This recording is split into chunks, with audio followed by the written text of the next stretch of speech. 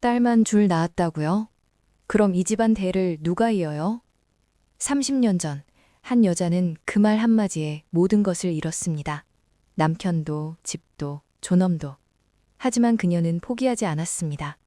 두 딸의 손을 꼭 잡고 새벽 4시부터 밤 11시까지 일했습니다. 그리고 30년 후. 저희 어머니를 버렸던 분들이 이제 와서 무슨 염치로 이러십니까? 고급 아파트 현관 앞에서 한 여성이 차갑게 말했습니다. 그녀의 명함에는 땡땡 대학병원 흉부외과 과장이라고 적혀 있었습니다. 버림받은 날, 1993년 가을. 짐 싸서 나가. 시어머니의 날카로운 목소리가 좁은 방 안을 가득 채웠다. 박미선, 당시 32세. 생후 6개월 된 둘째 딸 은채를 품에 안은 채 벌벌 떨고 있었다. 옆에는 겨우 3살이 된 첫째 딸 은지가 엄마 치마를 움켜쥐고 있었다. 어머님, 제발 한 번만 더 기회를. 기회? 2번이나 기회를 줬어. 첫째도 딸, 둘째도 딸. 아들 하나 못 낳는 주제에 우리 집안에 무슨 낯짝으로 붙어 있어? 남편 정민호는 구석에 앉아 담배만 피우고 있었다. 아내를 향한 눈빛엔 미안함도 애정도 없었다. 그저 귀찮다는 표정뿐이었다. 여보. 미선이 떨리는 목소리로 남편을 불렀다. 하지만 민호는 고개조차 돌리지 않았다. 나도 지쳤어. 3년 동안 참았어. 우리 엄마 말이 맞아. 당신은 이 집안에 필요 없는 사람이야. 그 말이 미선의 심장을 꿰뚫었다. 사랑한다고 했던 남자, 평생 함께하자고 했던 남자가 이렇게 쉽게 자신을 버리다니. 시아버지는 그나마 말은 없었지만 외면하는 것으로 묵시적인 동의를 표했다. 신우이는 거실에서 오빠 빨리 이혼해. 재수 씨 나가면 내가 아는 좋은 여자 소개시켜줄게. 아들 잘 낳는 집안이야. 하고 큰 소리로 떠들었다. 미선은 그날 밤 두 딸을 안고 집을 나왔다. 가진 돈은 통장에 있던 87만 원이 전부였다. 친정으로 가려 했지만 아버지는 이미 다른 여자와 새 가정을 꾸리고 난 뒤였다. 전화를 해도 받지 않았다. 엄마 배고파. 3살 은지가 작은 목소리로 말했다. 미선은 눈물을 삼키며 편의점에서 삼각김밥을 샀다. 딸들에게 먹이고 자신은 물만 마셨다. 그날 밤 그들은 찜질방에서 잤다. 미선은 딸들의 자는 얼굴을 보며 다짐했다. 이 아이들만큼은 절대 무시당하는 사람으로 키우지 않을겠어. 세상이 우리를 버렸지만 우리는 세상에 보여줄 거야. 딸도 얼마나 대단한 사람이 될 수 있는지. 지옥 같았던 20년. 새벽 4시 알람이 울렸다. 미선은 재빨리 일어나 딸들의 도시락을 쌌다. 5시에는 청소 아르바이트를 나갔다. 빌딩 화장실을 닦고 계단을 닦고 쓰레기를 치웠다. 9시까지 일하고 나면 식당 주방 보조로 들어갔다. 오후 3시까지 설거지를 하고 나면 잠깐 쉬었다가 저녁 6시부터는 마트 계산대에 섰다. 밤 11시 집에 돌아오면 딸들은 책상 앞에 앉아 공부하고 있었다. 엄마, 오늘 수학 시험에서 100점 받았어. 은지가 활짝 웃으며 시험지를 보여줬다. 미선은 땀 냄새 나는 몸으로 딸을 꼭 안아줬다. 우리 은지 최고야. 엄마가 세상에서 제일 자랑스러워. 그렇게 하루하루를 버텼다. 학원은 보낼 수 없었지만 미선은 중고 서점에서 문제집을 사다 줬다. 아이들은 스스로 공부했다. 엄마가 얼마나 힘들게 사는지 알았기에 불평 한마디 하지 않았다. 중학교에 올라간 은지는 전교 1등을 놓치지 않았다. 은채도 언니를 따라 공부에 몰두했다. 두 딸은 엄마에게 말했다. 엄마, 우리 꼭 의사나 판사 될게. 그래서 엄마 편하게 해드릴게. 미선은 그 말을 들을 때마다 울었다. 기쁨의 눈물이었다. 하지만 쉽지 않았다. 은지가 고등학교 2학년이 되던 해 미선은 과로로 쓰러졌다. 병원비가 없어서 응급실에서 링거만 맞고 나왔다. 은지는 그날 밤 엄마 옆에서 밤새 울었다. 엄마, 미안해요. 제가 빨리 커서 엄마를 도와야 하는데. 아니야, 은지야. 넌 공부만 해. 그게 엄마한테는 가장 큰 효도야. 은지는 더욱 악착같이 공부했다. 새벽 3시까지 책을 봤다. 그리고 마침내 서울대학교 의예과에 합격했다. 장학금을 받을 수 있는 성적이었다. 엄마, 했어요. 엄마, 저 서울대 붙었어요. 그날 미선은 처음으로 편히 울었다. 20년 만에 첫 번째 보상이었다. 2년 뒤 은채도 연세대학교 법학전문대학원에 합격했다. 두 딸 모두 전액 장학금이었다. 엄마, 이제 일 그만하셔도 돼요. 저희가 아르바이트 할게요. 아니야, 너희는 공부만 해. 엄마는 괜찮아. 하지만 사실 미선의 몸은 이미 한계였다. 무릎은 물렁뼈가 다 닳아 없어졌고 허리는 디스크가 터져 나왔다. 손목은 건초염으로 늘 아팠다. 그래도 그녀는 진통제를 먹고 또 일했다. 날들은 그런 엄마를 보며 이를 악물었다. 우리가 성공해서 엄마를 꼭 편하게 해드려야 해. 성공. 그리고 뒤늦은 연락. 2023년 봄. 은지는 국내 최고 대학병원인 땡땡 대학병원 흉부외과 과장이 되었다. 37살의 나이에 과장이 된 것은 이례적인 일이었다. 그녀의 수술 실력과 논문 실적은 이미 국제적으로도 인정받고 있었다. 은채는 서울중앙지검 형사 2부 겸사로 일하고 있었다. 35세에 이미 주요 경제사범 사건을 맡아 처리하며 승승장구하고 있었다. 미선은 이제 강남의 30땡대 아파트에서 편히 살고 있었다. 딸들이 함께 마련해준 집이었다. 무릎 수술도 받았고 이제는 하고 싶은 취미 생활도 하며 지냈다. 엄마, 다음 주에 제가 TV 다큐멘터리 촬영해요. 한국의 명의라고 유명한 의사들 나오는 프로그램이에요. 은지의 말에 미선은 활짝 웃었다. 그토록 힘들었던 세월이 이렇게 보상받는 것 같았다. 그런데 그 프로그램이 방송된 다음 날이었다. 초인종이 울렸다. 미선이 문을 열자 낯익은 얼굴들이 서 있었다.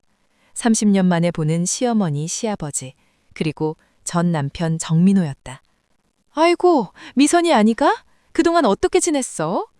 시어머니는 마치 오랜 친구를 만난 것처럼 반갑게 말했다. 미선은 그 순간 머리가 하얘졌다. 당신들이 왜 여기에? 왜긴 왜야. 우리가 한 가족이잖아. TV에서 우리 은지 나오는 거 봤어. 어머, 과장까지 했다며. 우리 손녀가 이렇게 대단한 사람이 될 줄 몰랐네. 시어머니의 말에 미선은 온몸에 힘이 빠졌다. 시아버지는 들어오려고 했고 민호는 멋쩍게 웃고 있었다. 30년 전에 저와 제 딸들을 버린 분들이 지금 무슨... 그때는 우리도 어렸지 뭘. 생각이 짧았던 거야. 이제라도 다시 가족으로 지내면 되지. 은지도 은채도 우리 손녀인데 그동안 많이 보고 싶었어. 거짓말이었다. 그들은 30년 동안 단 한 번도 연락하지 않았다. 생일에도 명절에도 미선이 쓰러졌을 때도. 나가주세요. 지금 당장. 미선이 떨리는 목소리로 말했다. 하지만 그들은 물러서지 않았다. 야, 우리가 너 키워준 은혜를 잊었어? 그리고 은지 은채는 정씨 가문의 핏줄이야. 당연히 우리를 모셔야지. 그때 엘리베이터가 열리며 은지가 나타났다. 퇴근하고 엄마를 보러 온 것이었다. 그녀는 현관 앞의 상황을 보고 곧바로 이해했다. 두 딸의 선택. 누구십니까? 은지가 차갑게 물었다. 민호는 딸의 모습에 순간 넋을 잃었다. 성공한 의사의 아우라가 느껴졌다. 비싼 구두, 품격 있는 옷차림, 그리고 당당한 자세. 은지야, 나 아빠야. 기억 안 나니? 전 아버지 없이 자랐습니다. 제 아버지는 30년 전에 돌아가셨어요. 생물학적으로는 아직 살아계시겠지만 제게는 존재하지 않는 분입니다. 은지의 목소리는 얼음처럼 차가웠다. 수술실에서 환자의 생사를 가를 때의 그 침착함이 그대로 드러났다. 은지야, 그게 무슨 말이니? 피는 물보다 진한 거야. 우리가 그동안 뭘 하셨죠? 제 엄마가 새벽 4시부터 밤 11시까지 일할 때, 저와 동생이 굶주릴까봐 자기는 물만 마실 때, 무릎이 터져나가도 병원 한 번 못 가고 일할 때, 당신들은 뭐 하셨나요? 민호는 말문이 막혔다. 시어머니가 나섰다. 그래도 우리가 너희 할머니, 할아버지잖니. 효도를 해야지. 그리고 우리가 없었으면 너희가 태어나기나 했겠니? 태어나게 해주신 건 감사하죠. 하지만 저희를 사람으로 키워주신 건 우리 엄마 혼자예요. 당신들은 저희를 아들이 아니라서 쓰레기처럼 버렸잖아요. 그때 또 엘리베이터가 열리며 은채가 도착했다. 언니에게 연락을 받고 급히 달려온 것이었다. 검사 배지가 달린 가방을 든 은채는 상황을 파악하고는 언니 옆에 섰다. 제가 법적으로 말씀드리죠. 민법 제774조 부양 의무는 상호 부양 능력과 부양 필요성을 고려합니다. 30년간 부양 의무를 저버린 분들이 이제 와서 부양을 요구하는 건 신의 성실의 원칙에 위배됩니다. 판례도 이런 경우 부양 의무를 인정하지 않습니다. 은채의 말은 정확했다. 시아버지는 당황한 표정을 지었다. 우리가 법적으로 어쩌고 하려고 온 게 아니라. 그럼 뭐죠? 돈 달라고 오신 거죠? 은지가 직설적으로 물었다. 침묵이 흘렀다. 그것이 답이었다. TV에서 봤어. 너희가 잘 사는 거. 우리도 나이 들어서 힘들다고. 조금만 도와주면 안 되겠니? 안 됩니다. 두 딸이 동시에 말했다. 은지가 계속 말했다. 제 엄마가 쓰러져서 응급실에 실려갔을 때 병원비가 없어서 링거만 맞고 나왔던 거 아세요? 그때 저는 고2였어요. 엄마 옆에서 밤새 울면서 내가 빨리 의사가 되어야 하는데 라고 생각했어요. 그때 당신들은 뭐 했어요? 편하게 주무셨겠죠. 은채도 말을 이었다. 저희 엄마는 20년 동안 하루도 쉬지 않고 일하셨어요. 명절에도 생일에도. 저희를 위해서요. 근데 당신들은 한 번이라도 궁금하셨어요? 잘 먹고 사는지, 건강한지, 그런 거라도. 미선은 두 딸의 뒷모습을 보며 눈물을 흘렸다. 자랑스러웠다. 이렇게 당당한 딸들로 키운 자신이 자랑스러웠다. 너희가 그렇게 냉정하게 나올 거야? 우리도 나이 들어서 아프고 힘들다고. 시어머니가 목소리를 높였다. 하지만 은지는 흔들리지 않았다. 병원 가시면 됩니다. 기초생활수급자 신청하시면 의료비 지원 받으실 수 있어요. 제가 의사니까 그 정도는 알려드릴 수 있죠. 하지만 저희 돈은 한 푼도 드릴 수 없습니다. 이 나쁜 것들, 폐륜아들! 시어머니가 소리를 질렀다. 은채는 차분하게 핸드폰을 꺼냈다. 지금 바로 안 가시면 주거침입으로 경찰에 신고하겠습니다. 저는 검사라서 이런 절차 잘 알아요. 한번 해볼까요? 그제서야 그들은 물러섰다. 민호는 마지막으로 말했다. 은지야, 은채야, 아빠가 미안했어. 그때 젊어서 잘못했어. 용서해줘. 은지는 짧게 말했다. 용서는 마음속으로 이미 했어요. 아니면 제가 의사로서 환자를 대할 수 없었겠죠. 하지만 용서와 관계 회복은 다른 문제예요. 이제 그만 가주세요. 문이 닫혔다. 진짜 가족의 의미. 문이 닫히고 나서 새 모녀는 한동안 말이 없었다. 미선이 먼저 입을 열었다. 엄마가 너희한테 미안해. 아빠 잘못 만나서. 엄마! 은지가 엄마를 꾹 안았다. 은채도 함께 안았다. 엄마, 그게 무슨 말씀이에요? 엄마는 세상에서 가장 훌륭한 엄마예요. 아빠를 잘못 만난 게 아니라 아빠가 엄마를 만난 게 행운이었던 거예요. 그 행운을 아빠가 차버린 거고요. 은채가 말했다. 미선은 두 딸의 품에서 한참을 울었다. 30년 동안 참았던 눈물이 쏟아졌다. 너희가 이렇게 잘 커줘서 엄마는 정말 행복해. 세상에서 제일 행복한 엄마야. 엄마, 우리도 세상에서 제일 행복한 딸들이에요. 그날 저녁, 세 모녀는 오랜만에 함께 외식을 했다. 은지가 예약한 고급 레스토랑에서 미선은 평생 먹어보지 못한 음식들을 맛봤다. 엄마, 다음 달에 제가 유럽 학회 가는데 엄마도 같이 가요. 파리 구경 시켜드릴게요. 나는 제주도에 펜션 하나 알아봤어요. 엄마랑 우리 셋이서 일주일 정도 푹 쉬다 오면 어때요?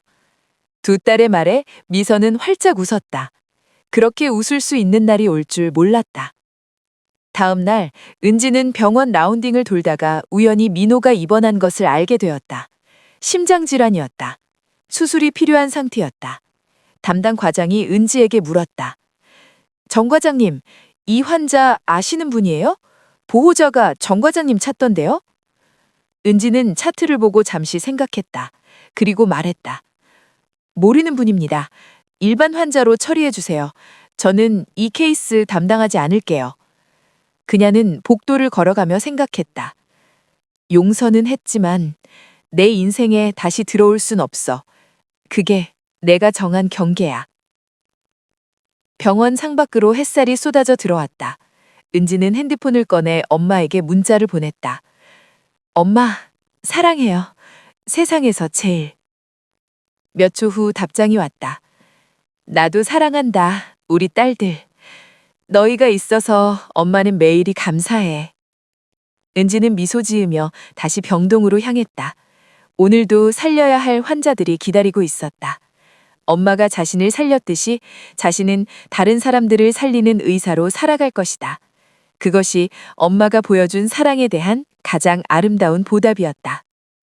3년 후 은지는 국제의학회에서 올해의 의사상을 받았다. 시상식 소감에서 그녀는 말했다. 이 상은 제가 받는 게 아니라 제 어머니가 받는 것입니다.